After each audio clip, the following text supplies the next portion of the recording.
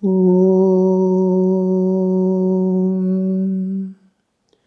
Tava Kathamritam Tapta Jivanam Kavi Bhiriditam Kalmashapaham Shravanamangalam Srimadaatatam Bhuvi Grananti Bhurida Jana Bhuvi Grananti Bhurida Jana.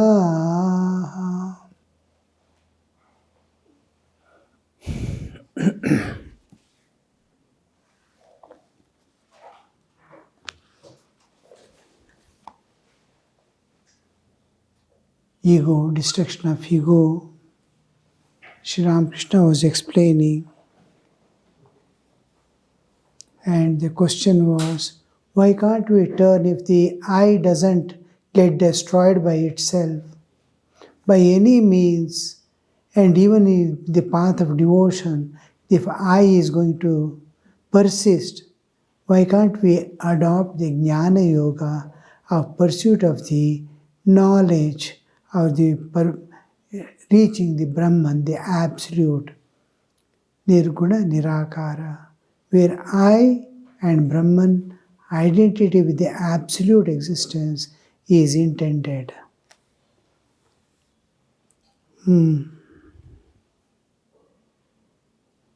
Sri Ramakrishna is telling it is very difficult path.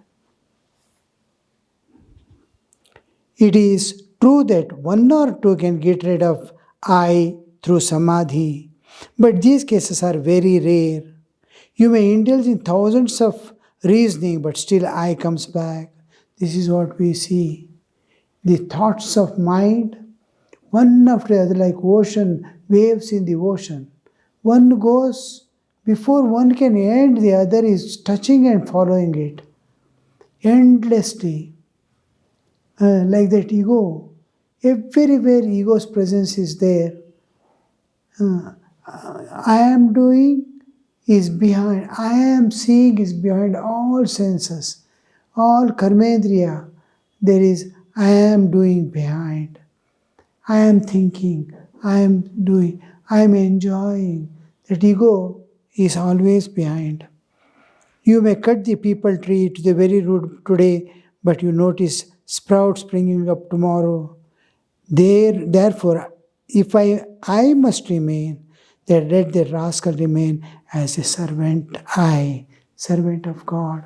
There we see the nothing to be torn away, nothing to be parted, nothing to be discarded, as you are. The process is just divinizing, bringing God into picture everywhere, so that it will not anoint you, it will not stain you. Now, I am attached to a child. Try to see God in that child. One day the child will disappear and run away from your hands. Now it is subjected to you, you love it, it also plays nicely before you, as if it is a Maya enticing, you don't understand. But one day, the child is going to totally become independent and run away from you. Then the pain will be very difficult to bear. The parting of a desired object, however you may struggle, however you may try to catch, it follows its own nature and never obeys your desires. So here, and each time whatever you do to that child, loving, feeding, taking care, everything is going to become karma unless you see the divine there. The moment you see the divine there, bring the picture, you are at peace. The God whom you loved in and through that child will never disappear from you.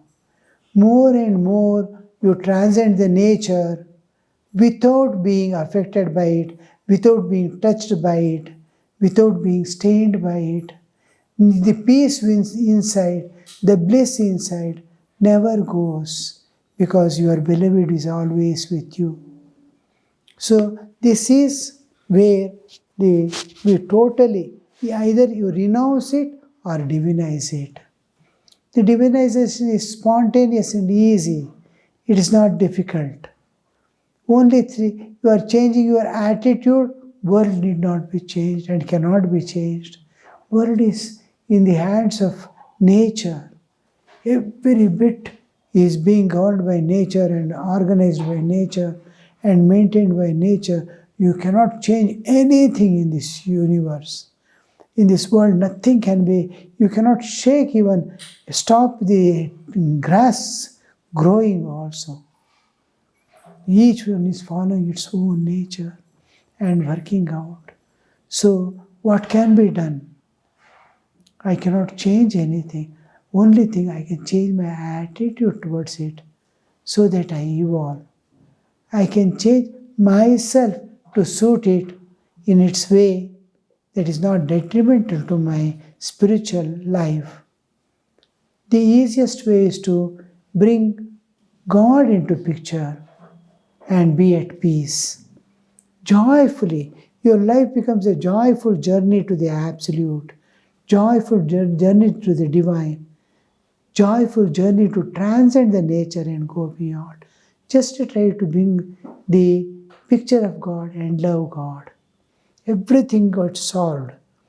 The renunciation becomes so spontaneous and natural that you don't even feel it has gone away from you. Where is the tearing away forcibly and where is transcending and going? It is, we call it transmutation. A power which is working at one level, I convert it into another level and make it manifest. I am transmuting the energy. Transmutation.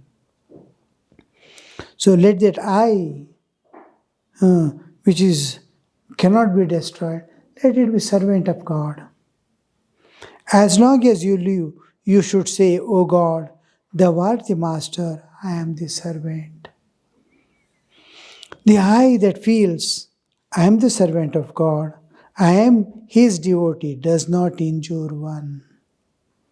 Sweet things cause acidity of the stomach, no doubt, but sugar candy is an exception. How clearly and beautifully the Master is telling the as long as you live, you must say, O God, thou art the Master, I am the servant. The slowly getting rid of that I, mine, and for me. I was giving the example of crops. As the crops grow, when it starts yielding, crop always grows vertically straight up. It is always, because other side is plant, this side is plant, front is plant, back is plant, it cannot go anywhere.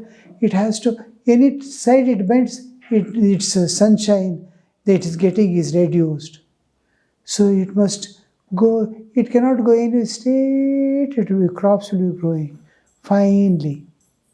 At one point you will see it starts yielding. Suppose wheat started coming out as fruit of that plant. The moment it comes out, it has weightage. The crown is in the weight. So the moment the weight goes on increasing, the crop is developing its fruit, it starts bending down. Similarly the ego starts bending down. Especially you must see the corn plant.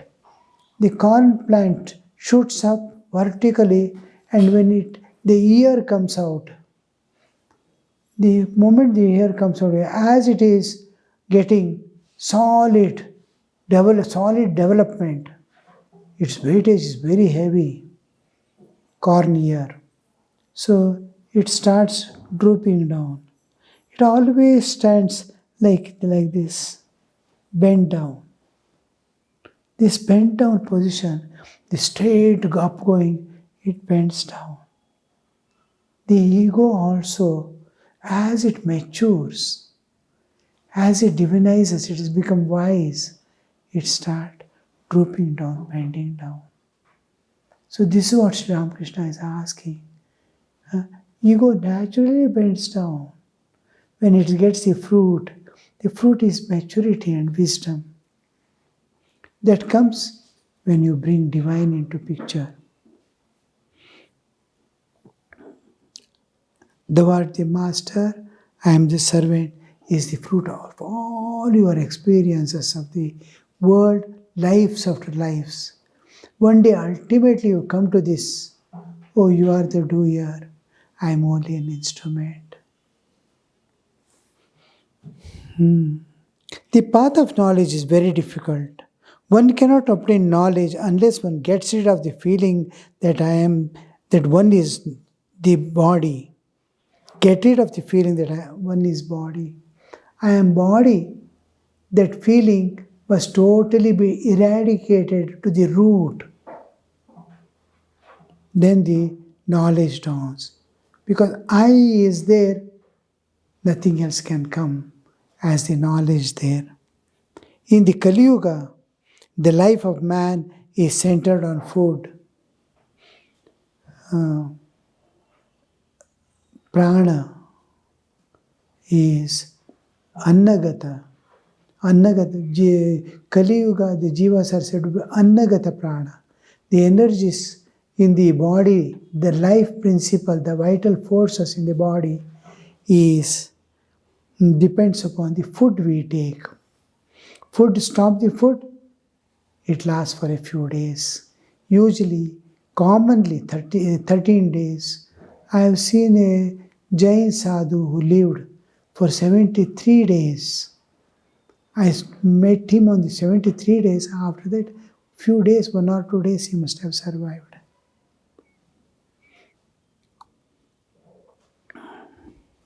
He cannot get rid of the feeling that he is the body and ego. In Kali Yuga, the life force, I am living. My life is dependent on food. Suppose it is not dependent on food, because this physical body, I am always identifying with this physical body, not much of the causal body or subtle body, mind and senses. I identify maximum with the physical body, clinging to life. I do not want anything to happen to my bodily existence. So I am clinging to body, and body is entirely dependent on the food that we take. If food is not there, immediately starts falling off.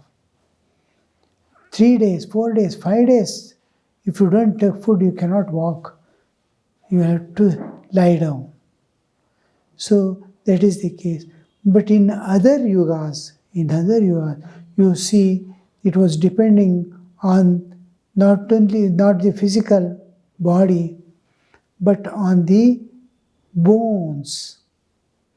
Yeah, as long as bone is alive, life is there, he is alive. Still deeper, bone marrow. If the bone marrow is alive, the life is continuing in the jiva's bodily existence. But in Kali Yuga, it's entirely dependent on the food he takes at gross physical level. If anything happens to body, he is dead. The body may be rotting in other yugas. Suppose the life force is centered in bone. My muscles are fading away, and muscles are being eaten away and rotting away.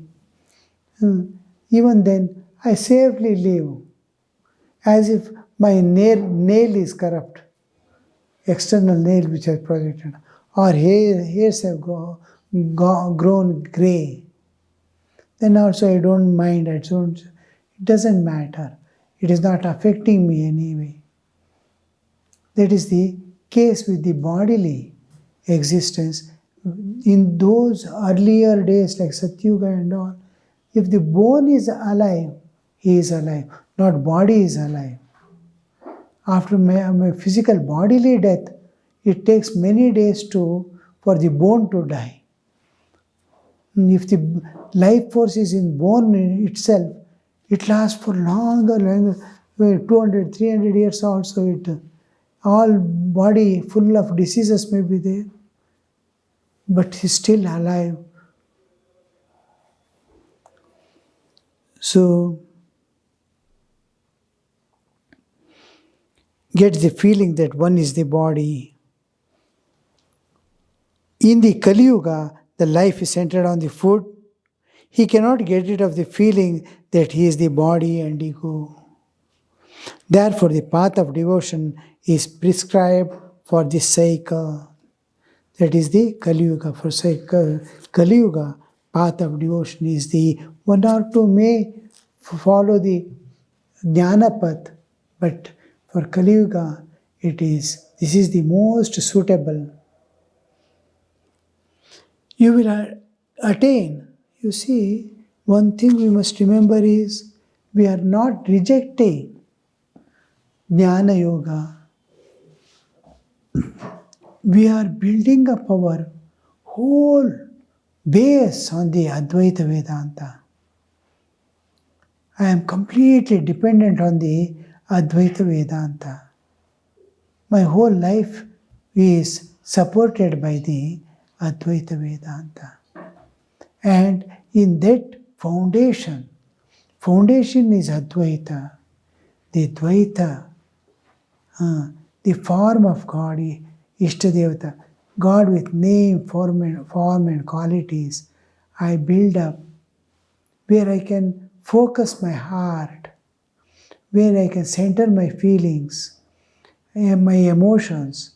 That aspect of existence, in my own existence, there is heart.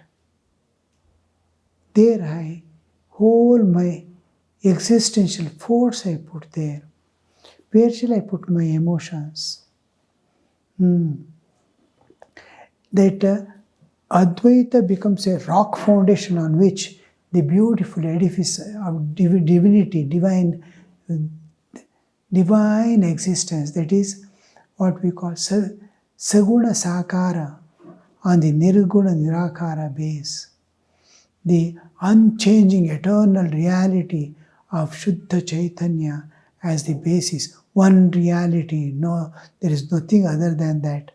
That as the basis, that is the foundation on which my bhakti is standing. On jnana, it is standing, the bhakti is. We need that jnana because it's a rock foundation, doesn't allow this to waver or get tarnished or it get weakened. No, because it has to stand on the firm foundation. I am going to build a house on the banks of a seashore. Below is sand. Any time it can move or slip or fall and get crushed. The whole house will go away. The foundation is not there. Firm, unshaking, eternal foundation is Brahman, the absolute existence. On that I am going to have my own, whole my existence, everything is, basis is the Advaita. Then on that I will build up beautiful edifice, the beautiful building, a palatial building I build of Bhakti Yoga. So there is no danger of any kind entering into the main fear of the Dvaitin is that the person may get shaken up. When the base is not there, small shocks of life we will not be able to bear. It becomes very difficult. So we will always have the strong Advaitic foundation on this beautiful palace of bhakti and dwell in it. Nothing is going to happen. Anything, if this palace shakes, He will look at the foundation which is not shaking. Oh, what is going to happen? I'm not worried. It is standing on the rock foundation, and I am free.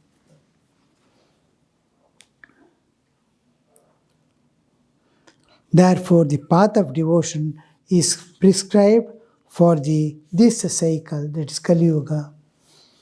This is an easy path, like the Dvaiti Jnanapath. This Bhakti path is not difficult. This is an easy path. You will attain God if you sing the name and glories and pray to Him with a longing heart. There is not the least doubt about it. You see, simple. Repeating the name of God, how simple you see. Nama Japa, name and glories, and pray to Him with a longing heart. Longing heart. Oh Lord, give me little devotion. Take me to your feet. Humble prayer. With a longing heart means it never leaves the goal. I want something. How will I express my longing? I do not know. But deep inside, there is a void. I want to fill it. Now, children, you see, if they want a chocolate or anything, how they catch hold of mother and force her to get a chocolate for them. Especially when they are walking in the streets where the shops are there, number of shops. Every shop, what they keep in the front is what children are attracted by. Chocolates, biscuits, all these things. Children force their parents, drag them to the shop and get it. How they long for that taste, you see. Can we long for God like that? That is the thing, longing. Prayer, because I cannot reach it, I may long. I don't know what am I longing for ultimately. I've never seen that object.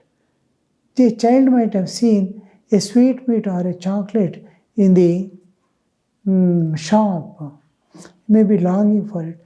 I am aspiring for a thing I have not seen any time.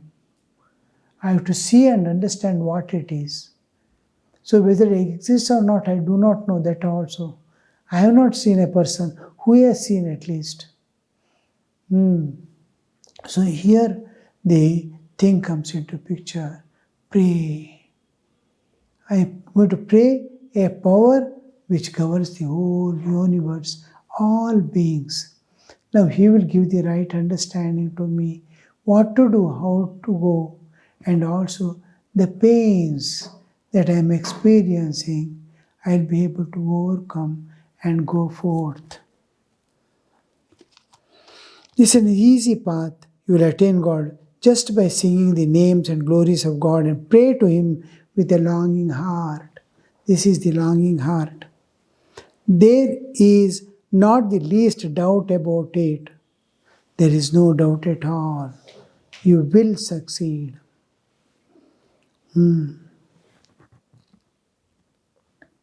Suppose you draw a line on the surface of the water with a bamboo stick. The water appears to be divided into two parts, but the line does not remain for any length of time. The servant eye and the devotee eye or the child eye is only a line drawn on the ego and is not real. Sri Ramakrishna is beautifully explaining the whole picture to us, presenting it in a way that is convincing our hearts. Suppose you draw a line on the surface of water with a bamboo stick. The water appears to be divided into two parts. This we see even when the motor boats go in river or in sea and all that. you can see it leaves as if a mark and goes. It is moving, but while flowing and going, how the mark is left on the ground, flowing. Like that, water, while the boat goes, a line is left behind and goes. That line immediately joins up. As it is going behind, line is forming and line is dissolving.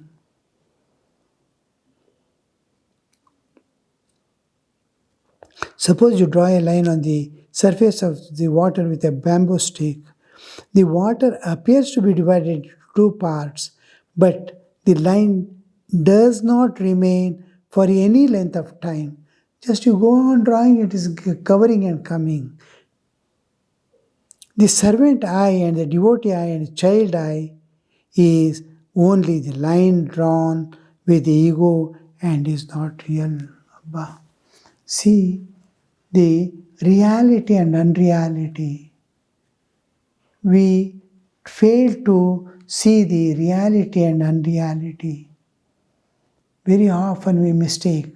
The real is not affected by time. Time doesn't affect.